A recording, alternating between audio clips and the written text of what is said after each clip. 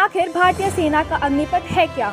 कैसे आप इसका लाभ उठा सकते हैं, मैं आपको बताऊंगी। 4 साल एक भर्ती होगी। अगर रैंक की बात की जा रही है यहाँ पे, तो कोई भी फौज, आर्मी फौज की बात करते हैं तो अग्निवीर की बात की जा रही है। अग्निपथ में बात हो रही है, अग्निपथ के भर्ती होने वाले को अग्निवीर कहा जाएगा। अग्निपथ योजना 2022, भारतीय सेना में 4 लाख के लिए भर्ती होंगे युवा। 6.9 लाख का होगा सालाना पैकेज। रिटायरमेंट के बाद मिलेगी सेवा निधि। जानने के लिए पूरी वीडियो जरूर देखें। अग्निपथ योजना 2022, भारतीय सेना ने भर्ती के लिए आज यानी मंगलवार को अग्निपथ योजना लॉन्च कर दी। इस योजना के तहत सेना में अब 4 साल के लिए युवाओं की भर्ती होगी। योजना को रक्षा मंत्री राजनाथ सिंह ने लॉन्च किया है। इस अवसर पर थल सेना, नौसेना और वायुसेना के प्रमुख भी मौजूद रहे। योजना के तहत सेना में युवाओं को अग्निवीर के तहत सेवा का अवसर दिया जाएगा। योजनाओं को लॉन्च करते हुए रक्षा मंत्री ने कहा है कि इस योजना के तहत भारतीय सेना को फ्रूटफुल बनाने का प्रयास किया जाएगा। इससे यह फायदा होगा कि उन्हें कई तकनीकी का परीक्षण आसानी से दिया जा सकेगा, जिसका लाभ भारतीय सेना को होगा। इस योजना को घोषणा करते हुए राजनाथ सिंह ने कहा है कि इससे रोजगार के अवसर बढ़ेंगे और 4 साल की सेवा से दौरान प्राप्त कौशल और अनुभव के कारण ऐसे सैनिकों को विभिन्न क्षेत्रों में रोजगार मिलेगा। सिंह ने कहा है कि अर्थव्यवस्था के लिए उच्च कुशल कार्यबल की उपलब्धता की होगी, जो उत्पादकता, लाभ और समग्र सकल घरेलू उत्पाद की वृद्धि में सहायक होगी। इस योजना के तहत अधिकांश भारतीय सैनिक टूर ऑफ ड्यूटी पूरा करने के बाद केवल 4 वर्षों में सेवा छोड़ देंगे। सालाना 45,000 से 50,000 भर्ती के लिए लोग में से केवल 25% को ही स्थायी कमीशन के तहत अगले 15 साल यानी अगले 15 वर्षों तक काम करने की अनुमति दी जाएगी। इस कदम से रक्षा पेंशन बिल में काफ़ी कमी आएगी, जो कई सालों से सरकार के लिए एक बड़ी चिंता का विषय रहा है। योजना के तहत 90 दिनों से भीतर भर्ती शुरू हो जाएगी। एक बार चुने जाने के बाद अभ्यर्थियों को 6 महीने के लिए परीक्षण दिया जाएगा और फिर 3.5 साल के लिए तैनात किया जाएगा। इस अवधि के दौरान उन्हें अतिरिक्त लाभ के साथ 30,000 रुपये का प्रारंभिक वेतन मिलेगा, जो 4 साल की सेवा के अंत तक 40,000 रुपये हो जाएगा। महत्वपूर्ण बात जानिए अब। महत्वपूर्ण बात यह है कि इस अवधि के दौरान उनके वेतन का 30% यानी 30% एक सेवा निधि कार्यक्रम के तहत अलग रखा जाएगा और सरकार हर महीने एक समान राशि का योगदान करेगी और उस पर ब्याज भी मिलेगा।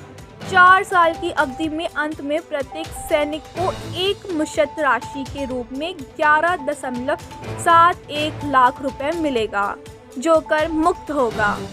इस योजना के तहत 4 साल के लिए 48 लाख रुपए का जीवन बीमा कवर भी मिलेगा। मृत्यु के मामले में भुगतान न किए गए कार्यकाल के लिए वेतन सहित 1 करोड़ रुपए से अधिक होगा।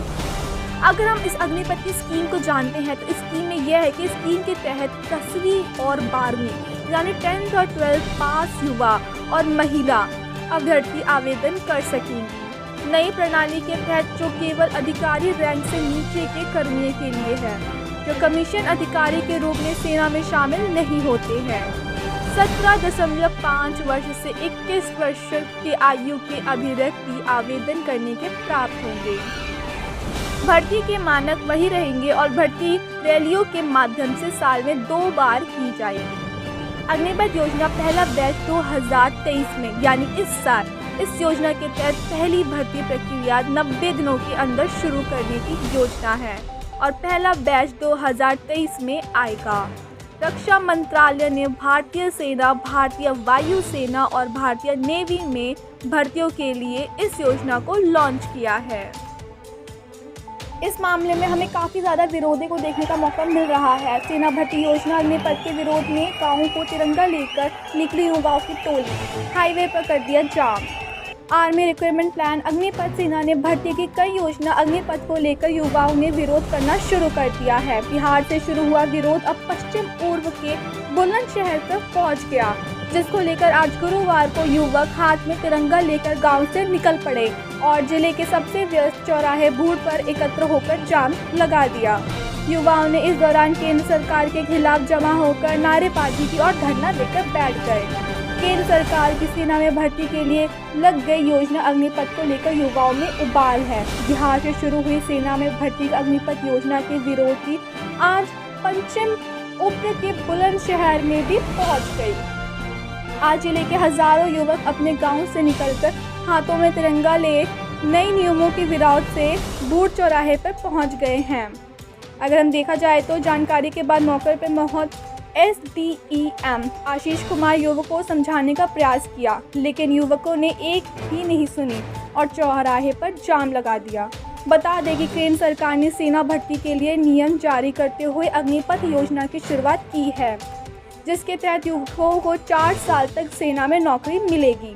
इसके विरोध में आज गुरुवार सुबह जिले के गांव से युवकों का हुजूम हाथ में तिरंगा झंडा लेकर जिला मुख्यालय की तरफ कूद गया है।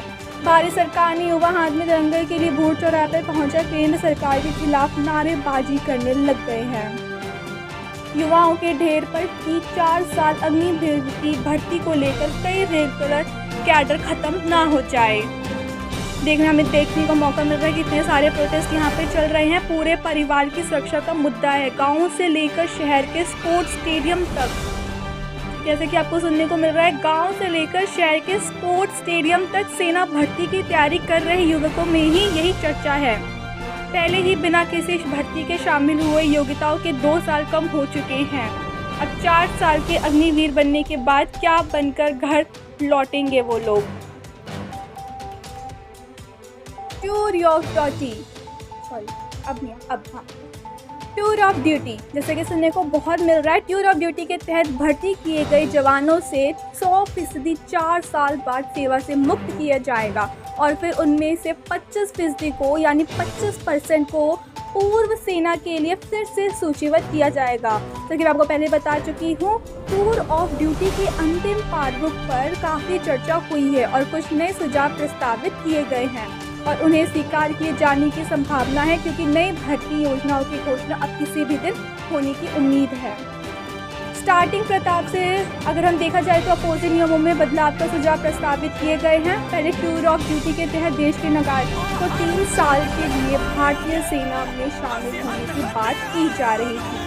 अब 4 साल की संविदा सेवा के बाद इन सैनिकों को सेवा मुक्त किया जाने से करीब 30 दिनों की यानी 30 दिनों की अवधि के साथ उनमें से 25% को वापस बुला लिया जाएगा और शामिल होने की एक नई तारीख के साथ सैनिकों को फिर रूप में वे फिर से भर्ती किए जाएंगे।